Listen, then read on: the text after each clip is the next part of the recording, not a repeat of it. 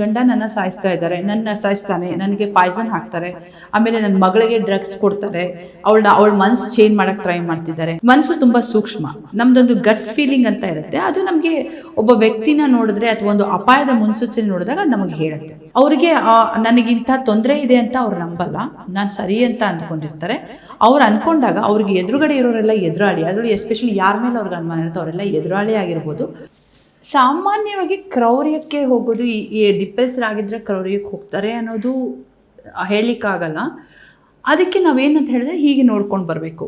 For example, let us take, ಈಗ ಒಂದು ರೀಸೆಂಟಾಗಿ ಒಂದು ಇನ್ಸಿಡೆಂಟ್ ಆಯಿತು. ಒಬ್ಬ ಸೀನಿಯರ್ ಪೊಲೀಸ್ ಆಫೀಸರ್ನ ಅವರ ಹೆಂಡತಿ ಸಾಯಿಸಿದ್ರು ಅಂತ ಒಂದು ನ್ಯೂಸ್ ಓಡಾಡ್ತಾ ಇದೆ. DGP ಅವರದ್ದು, senior police officer, retired police officer ಅಂತ ಹೇಳಿ. ಹಾಗಾಗಿ ಅದನ್ನು ನಾನು ರಿಪೋರ್ಟಲ್ಲಿ ಓದಿದ್ದಷ್ಟೇ. ನಾನು ಓದಿದಾಗ ಅದರಲ್ಲಿ ನೋಡಿದೆ, ಕೆಲವು ಲಕ್ಷಣಗಳು ನೋಡಿದೆ.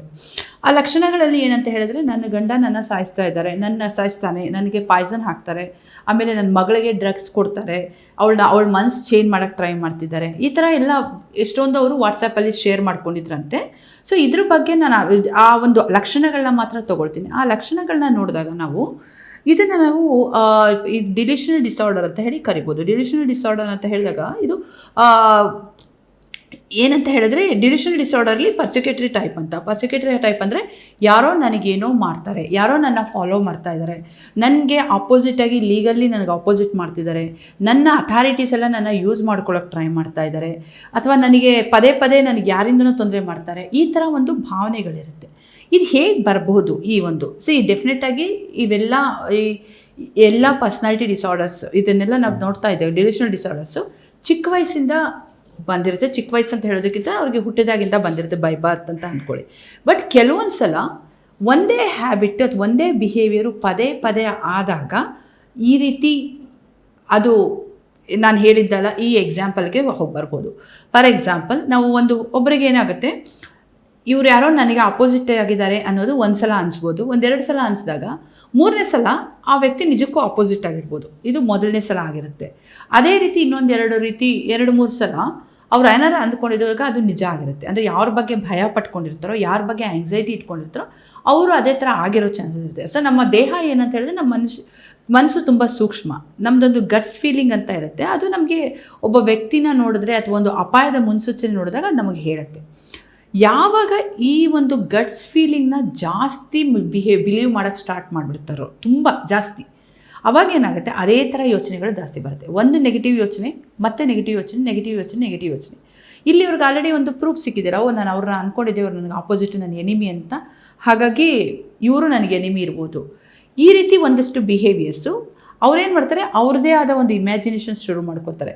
ಇವನು ಹೀಗೆ ಮಾಡ್ದ, ನನ್ನ ಗಂಡ ನನಗೆ ನೀರು ಕೊಟ್ಟ, ಈ ನೀರಲ್ಲಿ ಪಾಯ್ಸನ್ ಹಾಕಿರ್ಬೋದಾ, ಹಾಕೇ ಇದ್ದಾರೆ, ಗ್ಯಾರಂಟಿ ಹಾಕಿರ್ಬೋದು. ಸೊ ಅಲ್ಲಿ ಒಂದು ಭ್ರಮೆ ಕ್ರಿಯೇಟ್ ಆಯಿತು. ನನ್ನ ಮಗಳಿಗೆ ಮೆಡಿಸನ್ ಕೊಡ್ತಾ ಇದ್ದಾರೆ, it could be normal medicine ಆದರೂ ಆಗಿರ್ಬೋದು. ಈ ಒಂದು ಮೆಡಿಸನ್ ಕೊಡ್ತಾ ಇದ್ದಾರೆ, ಸೊ ಡೆಫಿನೆಟಾಗಿ ಇವಳು ಮೈಂಡ್ ಚೇಂಜ್ ಮಾಡ್ತಿರ್ಬೋದು, ನನಗೆ ಆಪೋಸಿಟ್ ಮಾಡ್ತಿರ್ಬೋದು. ಈ ರೀತಿ ಭಾವನೆಗಳು ಒಂದೊಂದಾಗಿ ಬೆಳೀತಾ ಅದೇನೇ ದೊಡ್ಡದಾಗಿ ಬೆಳೆಯುತ್ತೆ. ಇದನ್ನು ಸರಿಯಾದ ಸಮಯದಲ್ಲಿ ತೊಗೊಳ್ದಿದಾಗ ಅವ್ರೇನು ಮಾಡ್ತಾರೆ, ಸೆಲ್ಫ್ ಡಿಫೆನ್ಸಿವ್ಗೆ ಹೋಗ್ಬಿಡ್ತಾರೆ. ಸೆಲ್ಫ್ ಡಿಫೆನ್ಸ್ ಅಂದರೆ ಇಟ್ಸ್ ಸಮಥಿಂಗ್ ಲೈಕ್ ಗಾಳಿ ಜೊತೆ ಯುದ್ಧ ಮಾಡೋ ಹಾಗೆ. ಸೊ ಅವ್ರು ಏನು ಮಾಡ್ತಾ ಇದ್ದಾರಲ್ವೋ, ಅವ್ರು ಬಂದು ಆಪೋಸಿಟ್ ಮಾಡ್ತಾ ಇದ್ದಾರೆ, ಮಾತಾಡ್ತಾರೆ, ನೀನು ಮಾಡ್ತಿರೋದು ಸರಿ ಇಲ್ಲ ಅಂತ ಅವ್ರು ಹೇಳ್ತಾ ಇರ್ಬೋದು, ನೀನು ತಪ್ಪಾಗಿ ಅರ್ಥ ಮಾಡ್ಕೊಂಡಿದ್ದೀನಿ ಅಂತ ಹೇಳ್ತಾ ಇದ್ರೆ ಇವ್ರಿಗೆ ಏನೋ ಬೇರೆ ಕೇಳಿಸುತ್ತೆ, ನಾನು ನಿನ್ನ ಸಾಯಿಸ್ಬಿಡ್ತೀನಿ, ನಾನು ನೀನು ಹಿಂಗೆ ಮಾಡ್ತೀನಿ, ಹಂಗೆ ಮಾಡ್ತೀನಿ ಅಂದರೆ ರಿಯಲ್ಲಾಗಿ ಅವ್ರಿಗೆ ಇಮ್ಯಾಜಿನೇಷನ್ನೇ ಡಿಫ್ರೆಂಟ್ ಆಗಿರುತ್ತೆ. ಅವ್ರು ಇಮ್ಯಾಜಿನರಿ ವರ್ಲ್ಡಲ್ಲಿ ಬಿಲೀವ್ ಮಾಡಿದಾಗ ಈ ರೀತಿ ಕ್ರೌರ್ಯಕ್ಕೆ ಅವ್ರ ಅಕ್ರೂರಿಗಳು ಆಗುವಂಥ ಚಾನ್ಸಸ್ ಇರುತ್ತೆ. ಇದನ್ನು ನಾವು ಸರಿಯಾದ ಸಮಯದಲ್ಲಿ ನೋಡಿ ಅವರು ಕೆಲವು ಸಲ ಏನಾಗುತ್ತೆ, ಟ್ರೀಟ್ಮೆಂಟ್ ತೊಗೊಳ್ತಿರ್ತಾರೆ, ಆ ಟ್ರೀಟ್ಮೆಂಟ್ನ ಸ್ಟಾಪ್ ಮಾಡಿಬಿಡ್ತಾರೆ. ಇದು ತುಂಬ ಇಂಪಾರ್ಟೆಂಟು. ಟ್ರೀಟ್ಮೆಂಟ್ ನೀವು ಕೊಡಿಸ್ತಾ ಇದ್ರೂ ಆ ಟ್ರೀಟ್ಮೆಂಟ್ನ ಅವ್ರು ಕಂಟಿನ್ಯೂಸ್ ಮಾಡಲ್ಲ. ನನಗೇನು ತೊಂದರೆ ಇಲ್ಲ. ನಾನು ಇದೇ ಎಕ್ಸಾಂಪಲ್ನಲ್ಲಿ ನಾನು ಓದಿದಾಗ ಅವ್ರು ಹೇಳಿದ್ದಾರೆ, ನನ್ನ ಹಸ್ಬೆಂಡು ನನ್ನ ಮೆಂಟಲಿ ಇಲ್ಲ ಅಂತ ಎಲ್ಲರಿಗೂ ಹೇಳ್ಕೊಂಬರ್ತಿದ್ದಾರೆ, ಇದು ನಾನು ಇಲ್ಲ ಅಂತ. ಸೊ ಪ್ರಾಬಬ್ಲಿ ಅದು ನಿಜನೋ ಸುಳ್ಳೋ, ಬಟ್ ಇದು ಒಂದಷ್ಟು ಸಿಂಪ್ಟಮ್ಸ್ ನೋಡಿದ್ರೆ ಅವರಿಗೆ ನನಗಿಂತ ತೊಂದರೆ ಇದೆ ಅಂತ ಅವ್ರು ನಂಬಲ್ಲ, ನಾನು ಸರಿ ಅಂತ ಅಂದ್ಕೊಂಡಿರ್ತಾರೆ. ಅವ್ರು ಅಂದ್ಕೊಂಡಾಗ ಅವ್ರಿಗೆ ಎದುರುಗಡೆ ಇರೋರೆಲ್ಲ ಎದುರಾಳಿ, ಅದರಲ್ಲಿ ಎಸ್ಪೆಷಲಿ ಯಾರ ಮೇಲೆ ಅವ್ರಿಗೆ ಅನುಮಾನ ಇರುತ್ತೆ ಅವರೆಲ್ಲ ಎದುರಾಳಿ ಆಗಿರ್ಬೋದು. ಆ ಎದುರಾಳಿ ಅವ್ರು ಮಾತಾಡೋಕ್ಕೆ ಬಂದರೂ ಇವ್ರು ನನ್ನ ಮೇಲೆ ಯುದ್ಧಕ್ಕೆ ಬಂದಿದ್ದಾರೆ ಅಥವಾ ನನ್ನ ಮೇಲೆ ಫೈಟಿಂಗ್ ಮಾಡ್ತಾ ಇದ್ದಾರೆ, ನನ್ನನ್ನು ಸಾಯಿಸಿಬಿಡ್ತಾರೆ ಅಂದಾಗ ಇವರು ಸೆಲ್ಫ್ ಡಿಫೆನ್ಸ್ ಮೋಡಿಗೆ ಹೋಗ್ತಾರೆ. ಸೊ ಆ ಕೋಪದಲ್ಲಿ ಕ್ರೂರಿಗಳಾಗಿ ಸಾಯಿಸೋ ಅಂತಹ ಲೆವೆಲ್ಗೆ ಹೋಗ್ಬೋದು. ಬಟ್ ಎಲ್ಲ ಕೊಲೆಗಳಿಗೂ ಮಾನಸಿಕ ಅಸ್ವಸ್ಥತೆ ಕಾರಣ ಇರಲ್ಲ. ಸಾಮಾನ್ಯವಾಗಿ ಮೆಂಟಲಿ ಇಲ್ಲಾಗಿರೋರು ಸಾಯಿಸಿಬಿಡ್ತಾರೆ ಅನ್ನೋದು ಸುಳ್ಳು. ಅವ್ರಿಗೆ ಸರಿಯಾದ ಸಮಯಕ್ಕೆ ಹೋದರೆ, ಸರಿಯಾದ ಸಮಯಕ್ಕೆ ಟ್ರೀಟ್ಮೆಂಟ್ ಮೆಡಿಕೇಷನ್ಸ್ ಕರೆಕ್ಟಾಗಿ ತೊಗೊಳ್ತಾ ಇದ್ದರೆ ಅವ್ರು ಅಂಥ ಲೆವೆಲ್ಗೆ ಹೋಗಲ್ಲ. ಈ ಕೊಲೆಗಳಾಗೋದು, ಹೆಣ್ಣು ಮಾಡ್ತಾರೆ, ಹೆಂಗಸರು ಎಷ್ಟೊಂದು ಜನ ಕೊಲೆಗಳು ಮಾಡ್ತಾರಲ್ಲ, ಇದಕ್ಕೆಲ್ಲ ನೀವು ನೋಡಿದ್ರೆ ಒಂದು ಆ ಕೊಲೆ ಆದಮೇಲೆ ಒಂದು ಪೂರ್ವ ನಿಯೋಜಿತವಾಗಿ ಅವ್ರು ಪ್ಲ್ಯಾನ್ ಮಾಡ್ತಾರೆ, ಹೀಗೆ ಮಾಡಬೇಕು ಸ್ಟೆಪ್ಸ್ ಮಾಡಿ ತೊಗೊಂಡು ಹೋಗ್ತಾರೆ.